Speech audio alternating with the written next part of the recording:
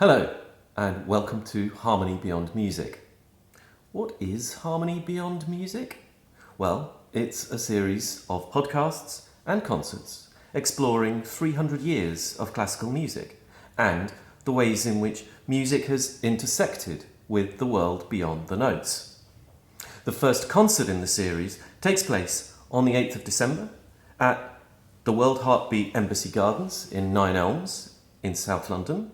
And it features the cellist Richard Harwood and the pianist Reiko Fujisawa. And together they'll be playing music by Beethoven, Arvo Pärt, Pablo Casals, Bohuslav Martinu and Mieczysław Weinberg. My name is Peter Quantrill, and I'll be giving live introductions to the music at the concert. On this podcast, though, I'm joined by Andy Pratt to talk about the idea of Harmony Beyond Music and the themes that underlie the entire series. Andy is Professor of Cultural Economy at City University in London. He analyses cultural industries across the world in major projects affiliated to international organisations like UNESCO.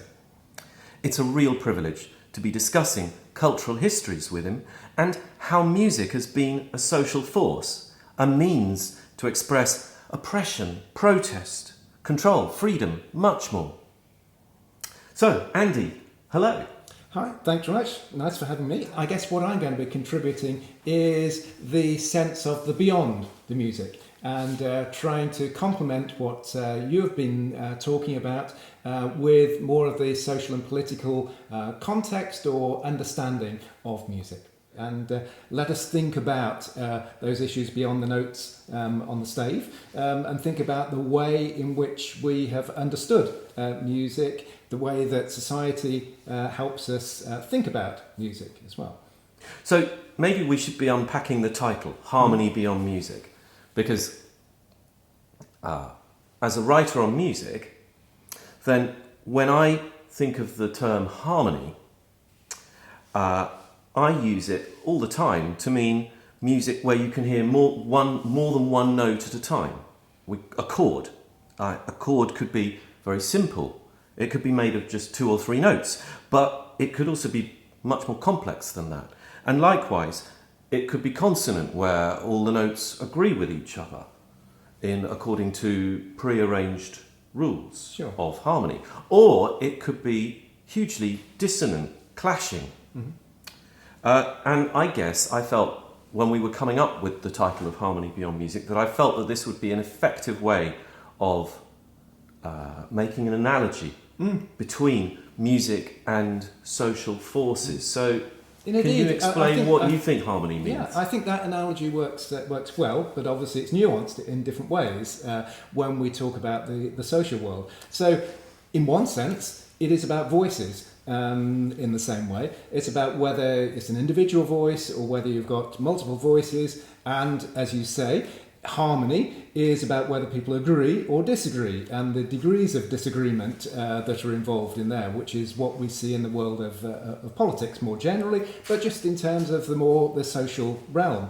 So those issues about harmony are about how we express, how we get seen or heard as different populations in a way. So that might be associated with our background, our social position, etc. And I guess with all forms of both of music, but also in terms of when we're talking in the world, is that we have norms about what is acceptable behaviour, what is the topic that we're talking about, etc. In music, some of those are quite rigid in terms of the rules and that give us the interpretation. And likewise, we see that in terms of social situations as well. So the analogy works quite well, but it does remind us, I guess, about the degrees in which we can get included or excluded. And I think that's one of the things when I think about harmony, is not just about audiences in terms of what we hear, but it's also about who produces the music. So that's about being seen in this way, whether those audiences recognise themselves in what they're hearing as well, and the dissonance between that often, which is what is quite interesting, is that we like to experience things that we don't already know, etc. So those contrasts between that in a wider extent about what harmony means. And as I say, I think it is in terms of what we're often interested in is the range and variety of musical experiences, both within the classical tradition but also outside the classical tradition as well. And these are sort of rule-bound behaviours in a way that are to do with history and tradition, etc. But also there, in terms of thinking about social harmony, we're thinking about this wider variety of music as well. So when we're thinking about a particular tradition, we're interested in how that tradition develops, but also the things that are included or excluded beyond it as well, which are often a stimulus for our discussion. So that's so interesting. So you think then that as well as when we perform a piece of classical music, when we consider the harmony within the music, we can also be quite quickly considering the harmony of its relationship with the audience of its time, as well as the harmony of its relationship with a contemporary audience. Yeah, I think this is what makes it all so interesting in terms of listening to a piece of music, for example, is that we are often thinking about how it hits us at the moment. Yeah, we have our own contemporary concerns, etc., about how that fits in. But also we're thinking about what about the time when it was produced. Yeah. And of course there's always this dialogue between the two in terms of whether it's appropriate now or whether it was appropriate in the past, what the conditions of its production were in the past and what they are now. All those things come together. So we can't simply make a ruling that this is appropriate or not, but there's always a dialogue there, and that's what makes it so interesting. Every piece of music that we produce, there are the notes on the stave, but also then there are how it's produced in the moment. Each different performance is different, each interpretation is different. It gives us a wide scope for discussion of these. But I think what I'm really interested in is that context that we bring to the understanding of music and the consequences that it has for us as listeners in terms of how it makes us feel, but also how it affects us in terms of our social relations as well. And that dialogue, I would say, is mirrored by the dialogue between head and heart, or gut and intellect, that we experience when we listen to music. There are many people who would say that they experience music as a very emotive force. And yet at the same time, I think it can be underestimated the degree to which the listening to it is a mental, intellectual process. I think that's a really important part of it, because in a sense there's an abstract notion to the understanding of music and the way that the formal components link together, but then there's the emotional response as well, and sometimes that emotional response is attenuated by the intellectual understanding, but sometimes it just gets us there, in that way. So there's this tension, and of course audiences are different. Not all audiences have had a formal education in music, and they are approaching it in different ways. So I think there's always the balance between those, and I think there are therefore things that as people who are experiencing this music that draw us in to that. For example, whether the performers look like us. For example, do they represent my sense of myself, whether that's by gender, whether that's by ethnicity, whether that's by social background or whatever, whether you feel connected in this way. So connection, of course, is an emotional element of where the music takes you, but it's also about what we see and what we experience as well. And therefore, that's why there's a lot of concern for people of saying, actually, do contemporary orchestras, for example, represent our population as a whole? Do they show us in terms of the whole variety of our experience? But also, people would say that the Western classical tradition is only a very, very small component of all music, etc. And therefore, we need to recognise that classical music itself is not closed. It is constantly looking outside for inspiration from other forms of music, whether folk music or traditional forms, etc. So I think that when we're thinking about harmony, we're thinking about bringing the broader society together and recognising that that is a resource for us all rather than it simply being a complication in some way. And this is one of the things that I'm really passionate about, is in the sense that preserving the access to the diversity of musical forms and musical traditions is a resource for populations in terms of the future, for our children and grandchildren.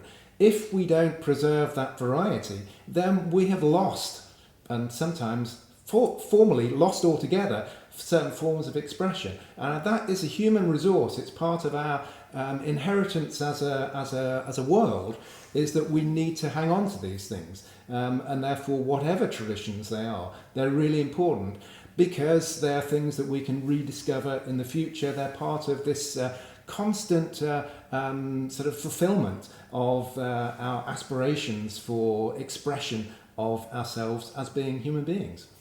I think that's you've touched on quite a few things there that fascinate me. I agree with you that it's very much a both and dialogue, that it's not an either or situation where one kind of music or one kind of appreciating of music has to exclude other musics or other kinds of appreciating it or other kinds of listening to it. I would like to think, for example, that in one of the concerts of Harmony Beyond Music, where we are juxtaposing Beethoven with African American composers, that we're not performing a strenuous exercise of inclusion, but in fact, if anything, we're recovering ways in which black musicians have been working within the Western classical tradition for centuries, actually, ever since Beethoven wrote the Kreutzer Sonata for the black violinist George Bridgetower. This is a living dialogue. It's one that has been going on for 200 years and longer, and that we actually forget that at our peril, as you say. We're constantly, I think, those of us working in cultural industries, we are working against the danger of forgetfulness of our own history. And I think that history and that forgetfulness and that dialogue is a wellspring of creation and innovation, really. So it's often that that in terms of composers and in terms of audiences, it's this context. And the context is what's come before and what might come afterwards. And you're working with something that is both similar to what's being heard and what's different. And that's what gives us it's the grist in the mill, in a sense. It's what transforms things. So this greater awareness of the past conditions and the past experiences and the current conditions are a key element to this whole process in a way. And I think that's sometimes we forget when we think about the classical tradition, as though it's preserved in aspect, as though it is just this thing. But it is, as you say, a living and breathing thing that is constantly changing, but is also in this dialogue, both with the past and the present, and also with what's included and what's excluded. Because I think most people both in the performances and those that are really keen audiences are always interested in those boundary conditions, the things that are just on the edge, because that's where invention, that's where transformations often occur. Genius lies. Absolutely, yes, yeah. And the ability to make that balance or make those transformations is what is exciting about listening to music often, is where someone tries that extra step that we didn't think was possible or we hadn't thought of, and that gives us that tingle of excitement because they pulled it off, or they fail, which also is interesting as well. Well, we're quite used, aren't we, to thinking of the masterpieces of classical music as a part of a canon. I am an unapologetic defender of the canon myself, as constituting a library of music that will be worth listening to for as long as music is listened to, which doesn't mean it can't be added to, but at the same time it's fascinating, isn't it, the way that by nature of establishing a canon, that gets thought of as being central to a particular stream of musical appreciation, and yet at the same time, just as we explore in the series, I think, with different composers and different pieces that come into it, actually lots of those composers, lots of the boldest pieces that they wrote came from working on the margins of their own time, came from, frankly, annoying people. Yeah. And I think that's one of my interests as a sociologist, in a sense, is about the way that all organisations have rule-bound behaviour, and the creation of the canon, the creation of particular norms, etc., are essential for progressing a particular activity. Yeah, but at the same time, the transgression of those rules is also important in that way. So it's, as you say, it's not neither either or. It's actually both. This tension between mastering the rules but then also transgressing them is one of the key ineffable elements about creation. Creativity in all fields, surely. Yeah. In leadership, in scientific endeavour. Yeah.